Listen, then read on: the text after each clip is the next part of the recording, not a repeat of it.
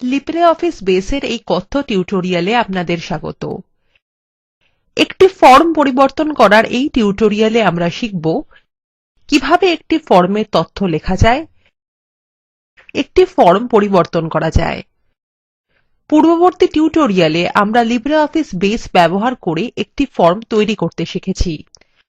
আমরা লাইব্রেরী ডেটাবেসে বইয়ের তথ্য সংক্রান্ত একটি সহজ ফর্ম তৈরি করেছি। এখন দেখা যাক আমরা কিভাবে এই ফর্ম ব্যবহার করে বুকস টেবিলের মধ্যে তথ্য ঢোকাতে পারি।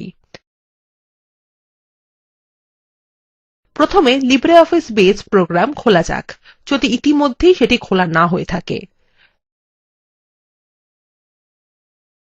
লাইব্রেরী ডেটাবেস খুলুন। বেস যদি ইতিমধ্যেই খোলা থাকে তাহলে আপনি এখান থেকে ফাইল মেনু ক্লিক করে ওপেন এ গিয়ে লাইব্রেরী ডেটাবেস খুলতে পারেন, বা ফাইল মেনুর ভিতরে রিসেন্ট ডকুমেন্টস ক্লিক করতে পারেন। আমরা এখন লাইব্রেরী ডেটাবেসে এসে গেছি। বাম প্যানেলের ডেটাবেস তালিকায় ফর্মস আইকনের উপর ক্লিক করুন। লক্ষ্য করুন এই উইন্ডোটির কেন্দ্রে ফর্মস এর মধ্যে বুকস দাতা এন্ট্রি ফর্ম উজ্জ্বল হয়ে গেছে। এই ফর্মের নামের উপর ডান ক্লিক করুন এবং ওপেন ক্লিক করুন। এখন একটি নতুন উইন্ডো দেখতে পাচ্ছেন যার পটভূমি নীল এবং যাতে বুকস টেবিলের ক্ষেত্রগুলির সাথে সংশ্লিষ্ট লেবেল এবং টেক্সট বাক্সগুলি রয়েছে। ট্যাব কি ক্লিক করলে আপনি একটি ক্ষেত্র থেকে তার পরবর্তী ক্ষেত্রে যাবেন এবং একটি রেকর্ড পুরো শেষ হয়ে গেলে বেস পরবর্তী রেকর্ড প্রদর্শিত করবে। এইভাবে আপনি একটি রেকর্ড থেকে অন্য রেকর্ডে যেতে পারেন, অথবা আপনি রেকর্ডগুলির মধ্যে যেতে নিচের টুলবারে উপস্থিত কালো ত্রিভুজ আইকন ব্যবহার করতে পারেন। অন্যথায় কোনো একটি নির্দিষ্ট রেকর্ডে যেতে নিচের টুলবারে রেকর্ড নম্বর লিখুন এবং এন্টার কি অথবা ট্যাব কি টিপুন। সর্বশেষ রেকর্ডে যাওয়া যাক, যা এখানে পঞ্চম রেকর্ড। এখন একটি নতুন রেকর্ড যোগ করুন।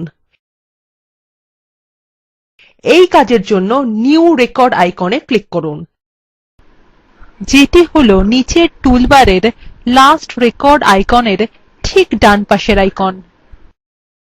লক্ষ্য করুন আমরা খালি টেক্সট বাক্স দেখতে পাচ্ছি এবং নিচে রেকর্ড নম্বর হিসাবে ৬ দেখা যাচ্ছে।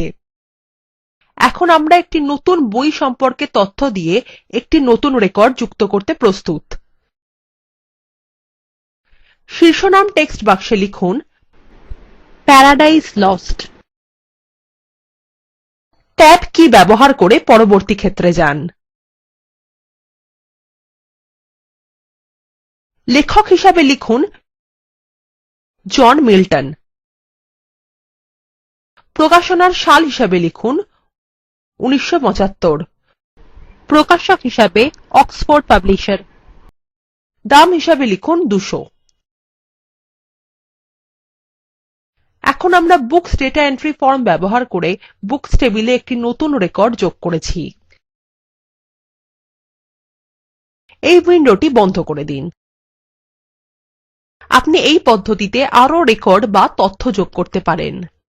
দেখা যাক আমরা সর্বশেষ যে রেকর্ডটি যোগ করেছিলাম বেস সেই রেকর্ডটি বুকস টেবিলে ঢুকিয়েছে কিনা।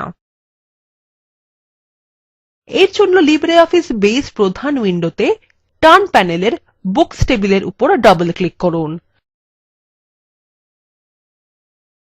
লক্ষ্য করুন ফর্মের মাধ্যমে যে নতুন রেকর্ড যোগ করা হয়েছে সেটি এখানে দেখা যাচ্ছে। ঠিক আছে, এখন এই উইন্ডোটি বন্ধ করুন। এরপর শেখা যাক কিভাবে আমাদের ফর্মে সহজ পরিবর্তন করা যায়। আপনি বাম প্যানেলে ডেটাবেস তালিকায় ফর্মস আইকনের উপর ক্লিক করুন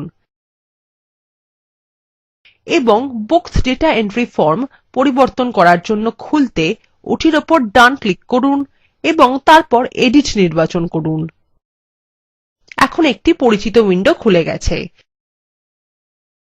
এখন যদি আপনি টাইটেল লেবেলে ক্লিক করেন তাহলে আপনি ওই লেবেল এবং সংশ্লিষ্ট টেক্সট বাক্সটিকে ঘিরে একাধিক ছোট সবুজ বাক্স দেখতে পাবেন। অর্থাৎ আমরা এখন ফর্ম সাজানোর উইন্ডোতে আছি।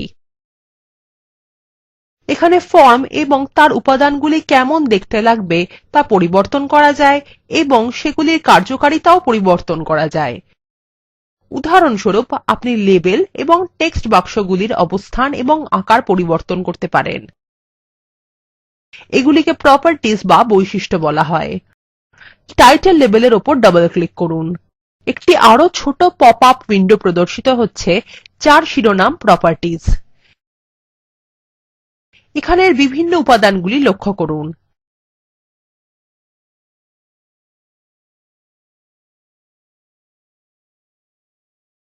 এখন লেবেল অথরের উপর ক্লিক করুন এবং লক্ষ্য করুন প্রপার্টিজ উইন্ডোটি পরিবর্তিত হয়ে গেছে, অর্থাৎ এটি এখন অথর লেবেলের বৈশিষ্ট্য দেখাচ্ছে।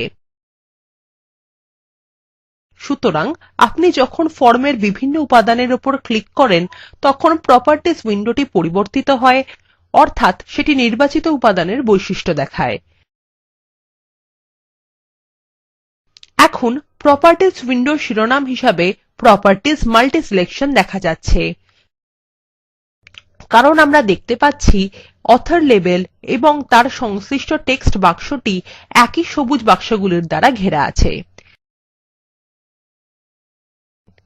বেস লেবেলগুলিকে এবং তার সংশ্লিষ্ট টেক্সট বাক্সগুলিকে স্বয়ংক্রিয়ভাবে কিছু দলে ভাগ করেছে। আপনি এই দল ভেঙেও দিতে পারেন। টাইটেল লেবেলের উপর ডান ক্লিক করুন এবং তার নিচে গ্রুপ ক্লিক করুন, তারপর আনগ্রুপ ক্লিক করুন। আমরা দেখতে পাচ্ছি যে লেবেল টাইটেল এবং তার টেক্সট বাক্সটি এখন আর এক দলে নেই। এইভাবে আমরা ফর্মের প্রত্যেক উপাদানের বৈশিষ্ট্য পরিবর্তন করতে পারি। এরপর শিরোনামের টেক্সট বাক্সে একটি টুল টিপ যোগ করুন। এখন স্ক্রল করে প্রপার্টিজ উইন্ডোর একেবারে নিচে চলে যান। লেবেল হেল্প টেক্সট লক্ষ্য করুন এবং এখানে লেখা যাক Enter the title of books here।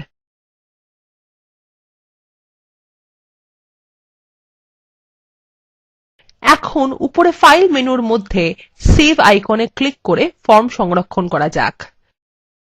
এই উইন্ডোটি বন্ধ করে দিন।